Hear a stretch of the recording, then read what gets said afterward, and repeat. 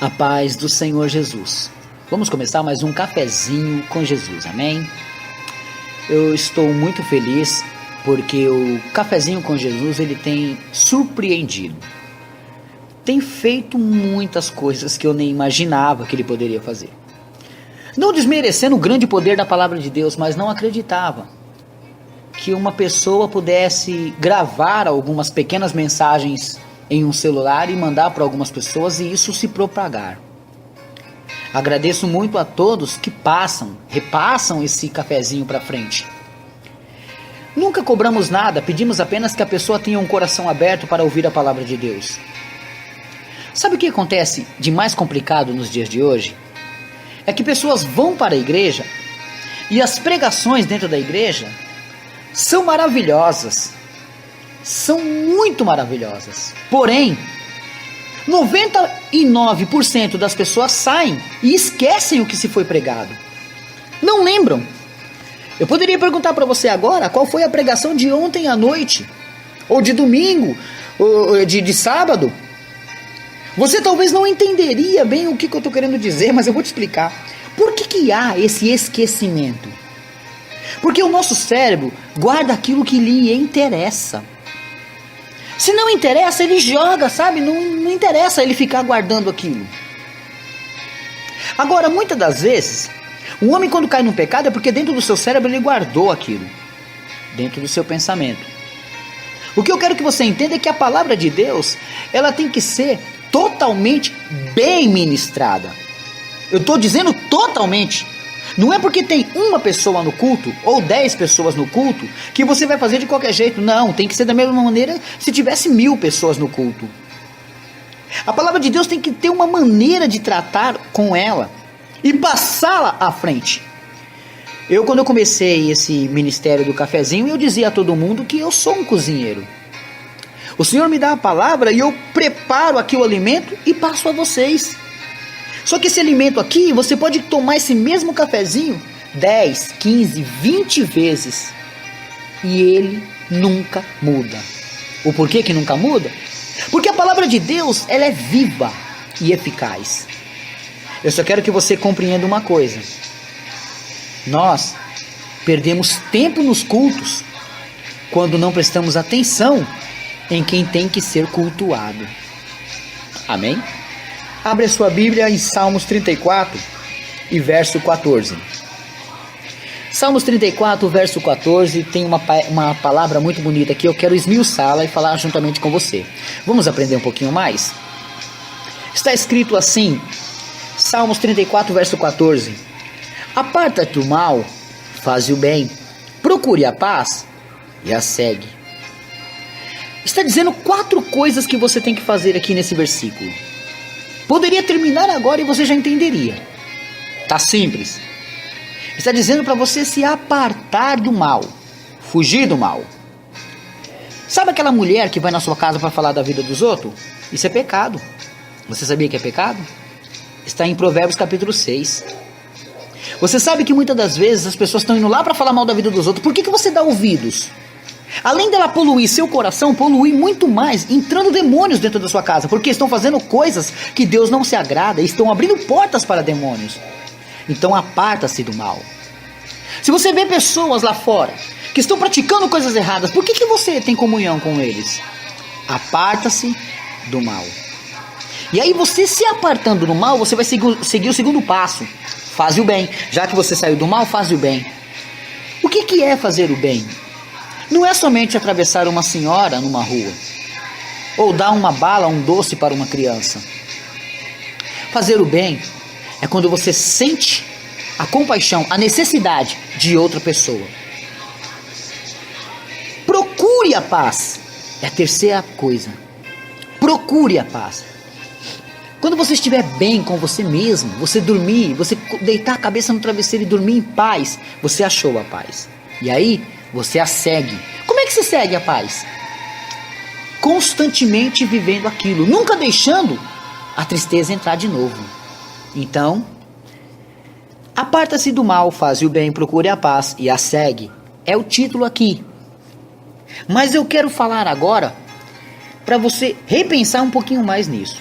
Em Salmos 37, versículo 3, fala de confiar no Senhor e fazer o bem, e habitarás na terra e verdadeiramente serás alimentado. Quer dizer que confia no Senhor, faz o bem, habitarás na terra e verdadeiramente serás alimentado. Se cumprir o que está escrito aqui, confiar no Senhor.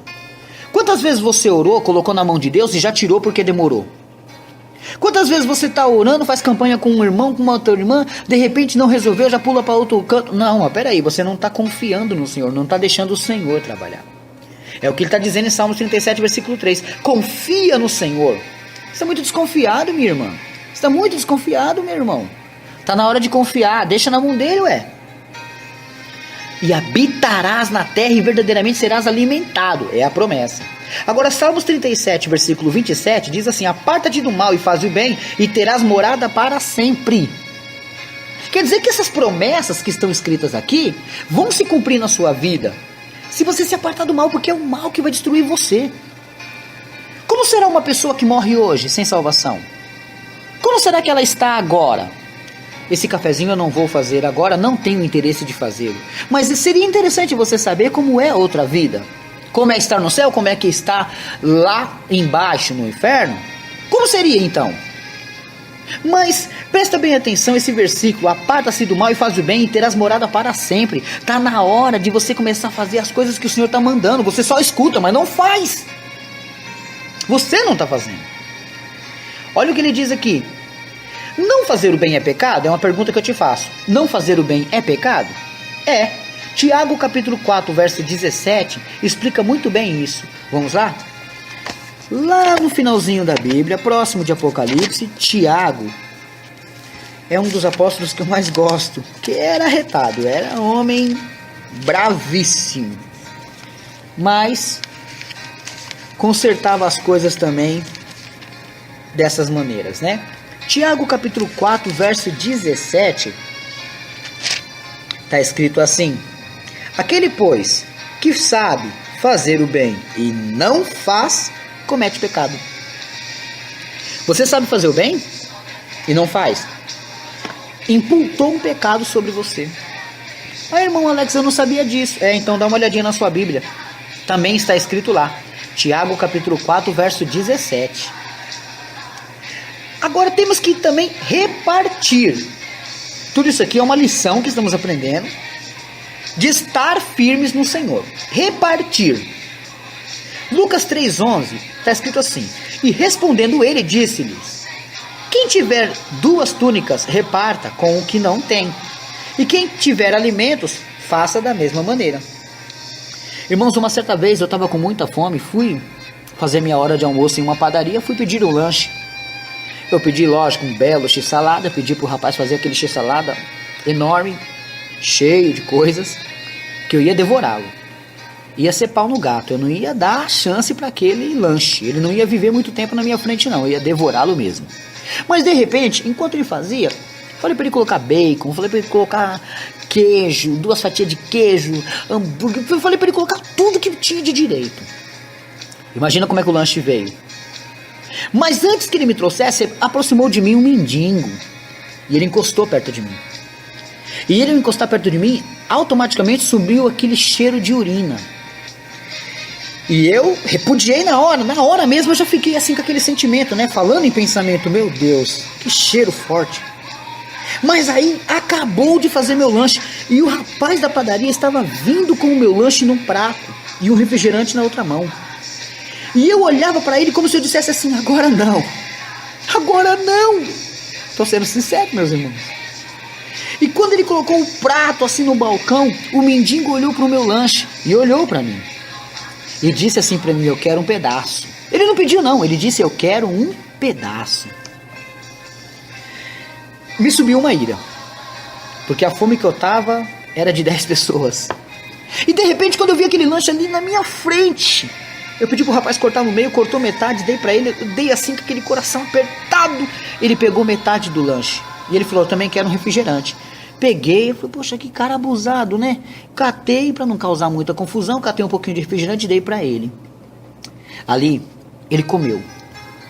Ele não olhava mais nada, com as mãos sujas, do jeito que ele estava, mas ele matou quem estava te matando. Ele matou a fome. Eu não, eu poderia passar aquele dia sem comer, mas ele talvez tinha dias que não comia. Ele comeu aquele lanche, olhou para mim e falou muito obrigado e foi embora. Eu ainda, sabe, chutando pedrinhas com um pouquinho de raiva, paguei o meu lanche e saí para fora. De repente, descendo para ir para o meu trabalho, eu escutei uma voz me dizendo bem alto no meio da rua: Deus lhe abençoe. Quando eu olhei do outro lado da rua, era ele, sentado na frente de uma igreja. De repente, um clarão veio na minha mente, uma voz calma, suave, falava ao meu coração: tive fome e me destes o que comer. Lembrei que aquele mendigo podia ser Jesus, mas fedendo xixi? Sim, podia ser Jesus. Mas sendo, sabe, autoritário, pedindo metade do meu lanche? Sim, podia ser Jesus. Eu dividi um lanche com Jesus. Não, irmão Alex, era só um mendigo. Para você pode ser um mendigo, mas Jesus mesmo disse que aquele que faz a um desses pequeninos está fazendo a ele. Reparta, irmãos. Reparta o que você tem. Lute contra essa ira, contra esse veneno que está dentro da gente, que não deixa a gente fazer o bem, porque é pecado. Contei essa pequena história para vocês porque a minha vida é assim, cada coisa eu aprendo mais com o Senhor. Eu comi um lanche com Jesus. Pedro andou por cima das águas e eu que paguei um x-salada para Jesus. Agora você, o que você fez para ele? Está na hora de começar a rever essas coisas, porque ele disse que aquele que faz isso a um dos pequenininhos dele, que aquele mendigo era um dos pequenininhos, está fazendo para quem? Para ele. Quando ele disse tive fome e não me deixa o que comer, é ele que está ali no meio querendo que você faça alguma coisa. Reparta, meu irmão. Você tem 2 blusas e o rapaz está passando frio, dê uma para ele, mas é de marca, não interessa a marca, interessa o nome que é sobre todos os nomes, dê uma blusa a ele. Amém? Vamos continuar aqui. Também quero que você aprenda não só em palavras. Tiago capítulo 2, verso 14 e 16 diz: meus irmãos, que aproveita-se alguém disser que tem fé e não tiver as obras? Porventura a fé pode salvá-lo? E se o irmão ou a irmã estiverem nus e tiverem falta de mantimento cotidiano, e algum de vós lhes disser, ide em paz, aquentai-vos e fartai-vos, e não lhes derdes as coisas necessárias para o corpo, que proveito virá daí? Irmãos, medita bem essa palavra na sua casa, tá? Tiago capítulo 2, verso 14 e 16. Não adianta uma pessoa entrar dentro da igreja e falar com o pastor: pastor, eu estou precisando de ajuda, eu não tenho nada no meu armário. Aí o pastor diz assim: eu vou orar. Sabe o que Tiago está falando? O que vai adiantar essa oração? Porque ali a fome é para o estômago, não é para o espírito, não é para a alma.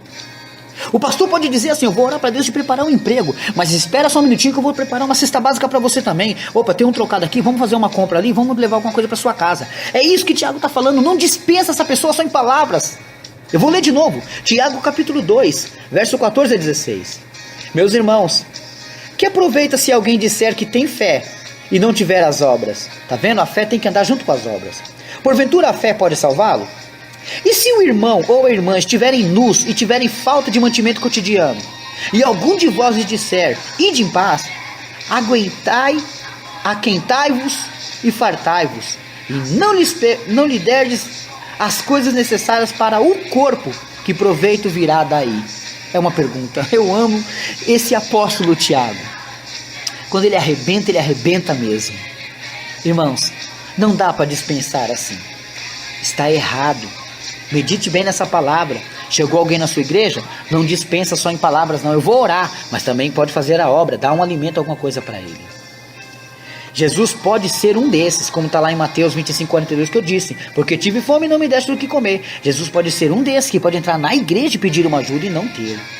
Mas quando tudo isso pode acontecer? Mateus 25:45 diz: então lhes responderá dizendo, em verdade vos digo que quando a um desses pequeninos não fizestes a mim. Então se uma pessoa entra na igreja e pede uma ajuda dessa, o que você vai fazer? Vai falar que vai orar? Tá, a oração vai cobrir então o estômago dele de comida. Não, não vai. A oração tem poder, mas fé sem obra não vale nada. Por isso que começamos em Salmos 34, versículo 14. Aparta-se do mal que tem feito você não ajudar as pessoas. Faze o bem a todos que necessitar de você. Procura a paz que Jesus depositou no seu coração. E aí, segue a ela e encontrará a eternidade com Deus. Amém? Deus abençoe a todos e fiquem todos na paz do Senhor Jesus.